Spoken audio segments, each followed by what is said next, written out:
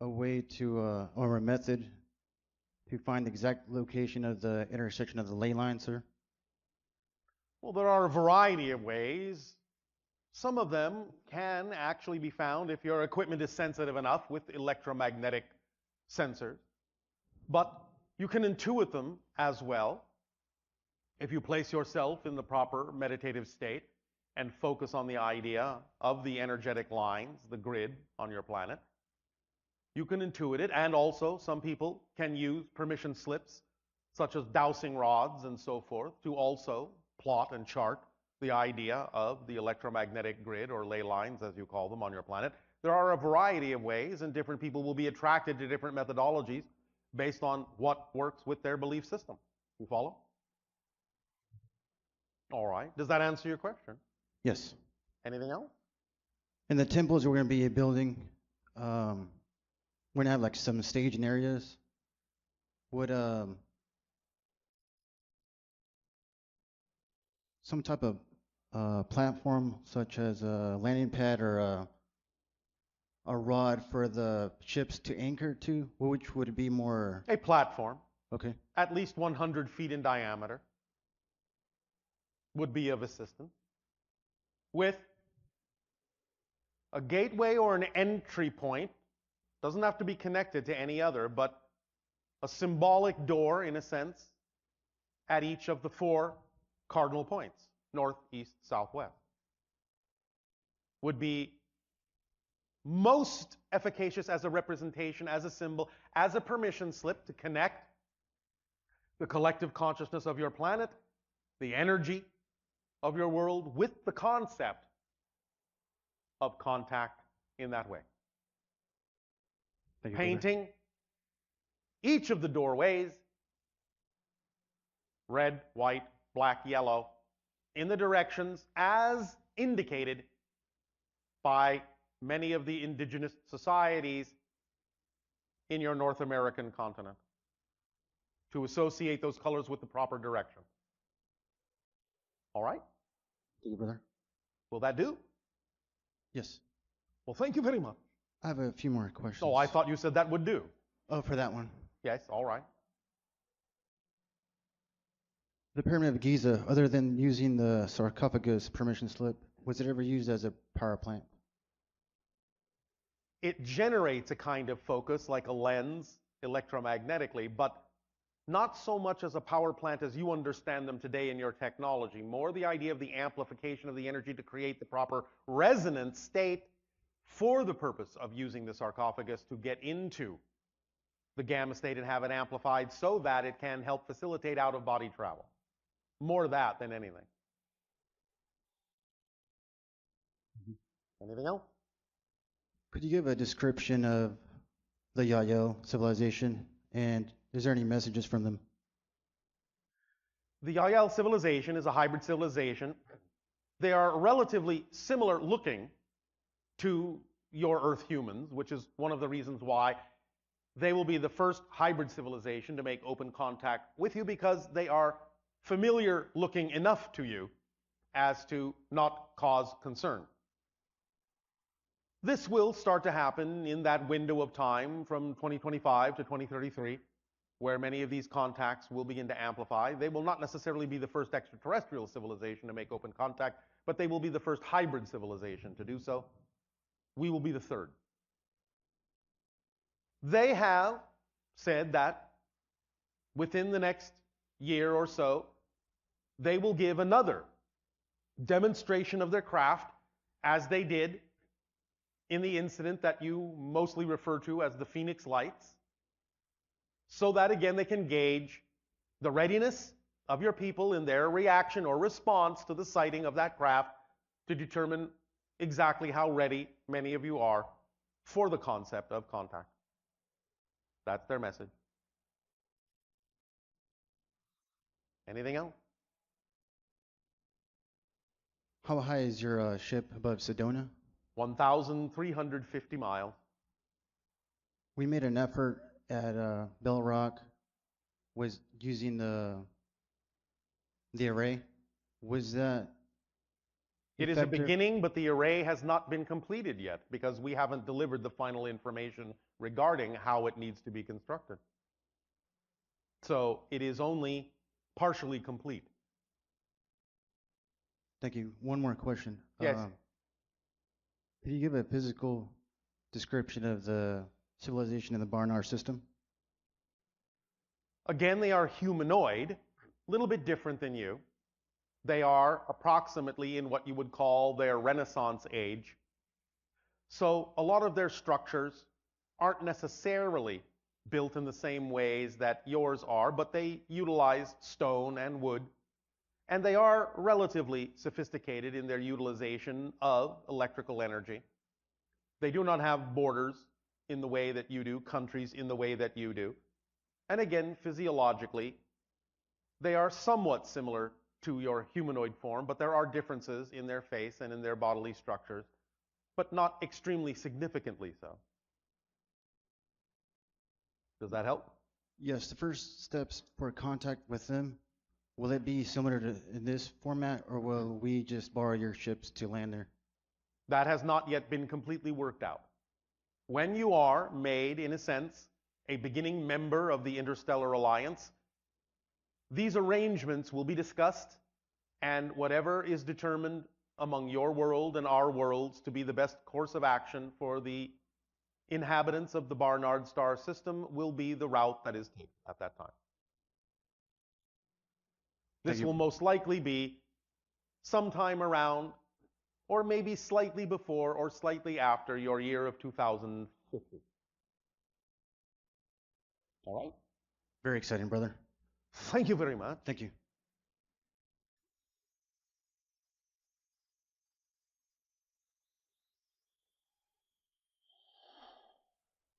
Hello, Bashar. And to you, good day. Just have a couple questions. The Speak first up, one, speak up.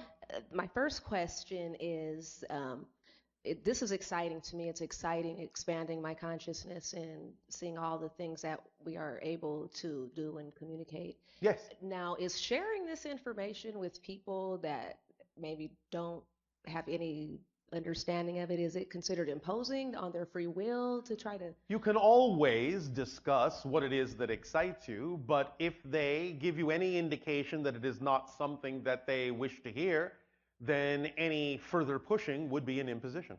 Okay. So you can always bring the subject up of metaphysical concepts and so on and so forth and share what you believe works for you. Again, this is what we do. We share these ideas with absolutely no insistence that you have to buy into them or accept them or use them in your life whatsoever. We know that they work for us. We know they can work for you if you believe that they can and are willing to use them. But we don't insist that you have to. We have to allow you to choose whatever it is you believe is best for you at any given moment. Does that make sense? Yes. Therefore, we do not impose, but we share where it is apparently and obviously appropriate for us to do so. We don't just necessarily blurt things out when it seems like it is not something that someone may wish to hear, but you will always get some kind of an indication synchronistically or a sign or a marker that the timing may be appropriate to at least very carefully broach any subject that you believe might be somewhat new to another individual, to give them time to understand and absorb it if that is what they're going to choose to do. Does that make sense? Yes. All right. Does that help? Yes, it does. Remember that anytime anyone feels like they have to force something on someone means that you don't actually believe in the power of that idea, and all you're attempting to do is convince yourself of its validity, not the other person. Make sense? Yes, it does. Does this help? It does. Anything else? Just one more question. I've been hearing a lot of talk about the flat earth theory. Is there any truth to that? Are you asking if your Earth is flat? Yeah, because I've been hearing people say that. You know it's not, yes? I've never been out of California, so I've never been up high to confirm it for myself. So. Well, all right. You can most likely go along with the understanding that objects floating in space will more often than not form spherical bodies when left to their own devices. Okay. Yes? Yes. You've seen this demonstrated when you see pictures coming back from your astronauts playing around with liquids in space? Yes. And you see them forming spheres? Yes. There you go. Okay. There it is. Does that help you? It does. Thank you, Now, Bashar. this does not mean that there cannot be dimensions of reality where the physics is different, so that what they live on, though it may not be called a planet specifically, can actually be a flat surface. But that's not the physics of your dimension. But it is a reality on other dimensional level. I see. Does that help? It does. Thank you so much. You are very welcome. Is that it? That's it. All right, thank you.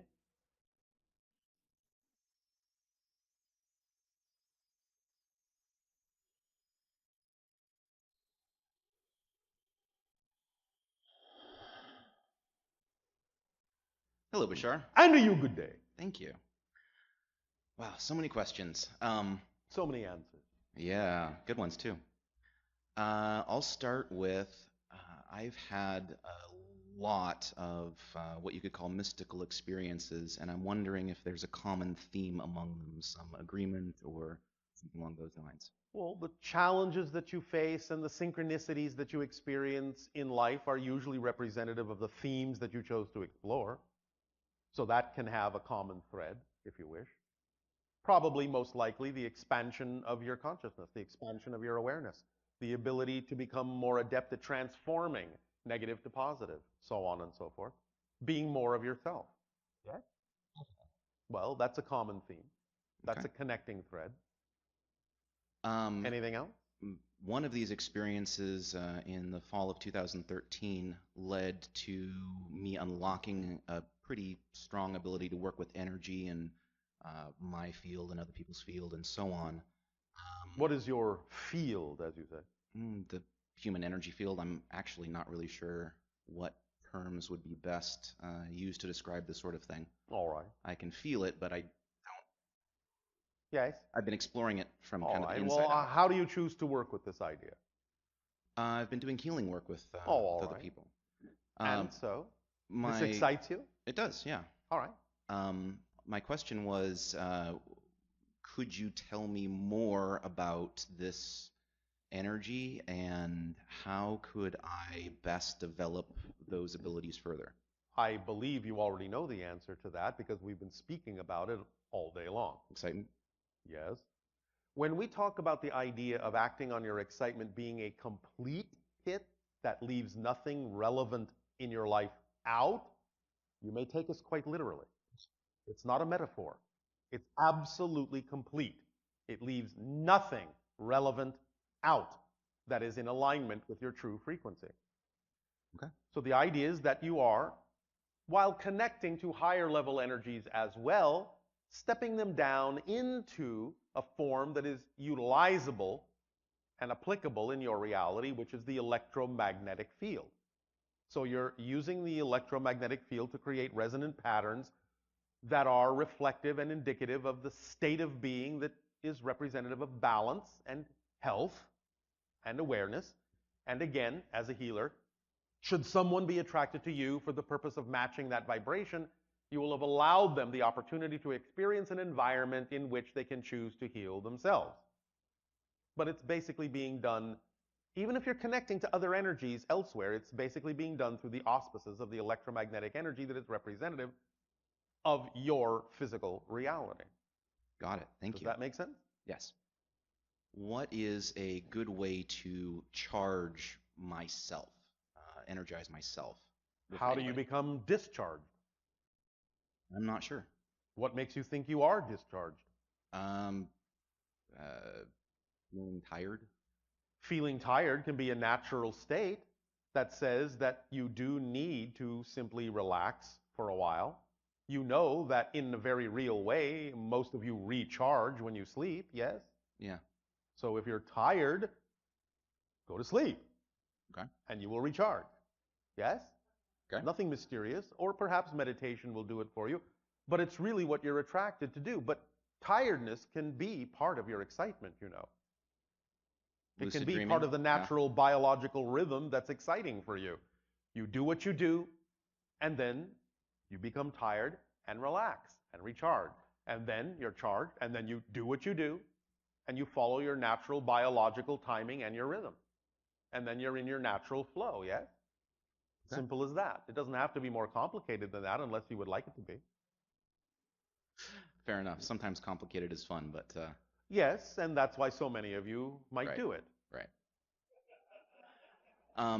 In a previous transmission, you Yes. mentioned that monoatomic cobalt could be used to amplify or intensify a person's field. It can be, though And- we were talking in a very specific set of cases and circumstances Okay. in that dialogue, and it's not necessarily absolutely applicable in this conversation. The thing that I was curious about is you issued a very clear warning Yes. not to ingest more than 20 or 30 milligrams. Yes. I was wondering, 20 or 30 milligrams in what time period? Like per day, per lifetime? At once. Once. But again, this was delivered as information for a very specific circumstance and case, and isn't really applicable here. Does that help? Absolutely. Anything else? Do our oversouls have unique names? And if so, what is the name of my oversoul? They don't really have names as you understand it. They certainly are represented by signature frequencies. Okay. But it's a combination of many different kinds of frequencies, and it isn't exactly very translatable into your language. Nevertheless, again, each and every one of you experiences excitement and passion in a slightly different way. And because the oversoul is expressing itself through an individuated soul, which is expressing itself through the higher mind to the physical mind, you can perhaps understand that the way in which the particular feeling you have of interpreting the concept of excitement and passion in your body can be somewhat, on your level, representative of the signature frequency of the oversoul. Does that help? Yes. Will that do? Let's see. One more question. Yes. The transition point to fourth density, is that Well, you're something- already going through it, but yes. That was basically my question. I was wondering if this is something that's already happened or in the future No, it's happening. happening. That's why we're having these conversations. If you weren't transitioning to fourth density reality, it's likely we would not be conversing at all. Remember that fourth density reality is still within the high levels of physical reality in the fourth dimension. Dimension is like the country. Density is like the states within the country. You can have third density and fourth density within the fourth dimension, 3 of space, 1 of time. But when you cross the threshold from fourth density to fifth density, you're also going non-physical. So you're actually going into another dimension, fifth dimensionality, when you go into fifth density, even though third and fourth density are still within the same basic dimension. Does that help? Absolutely. Thank you. You're welcome. And I thought that was the last question. it is. I just want to say thank you for all of your teaching. It's been a profound honor to learn from you, and especially thank you about all the information about the span. That was quite a ride. All right, yes, and there is more ride to come.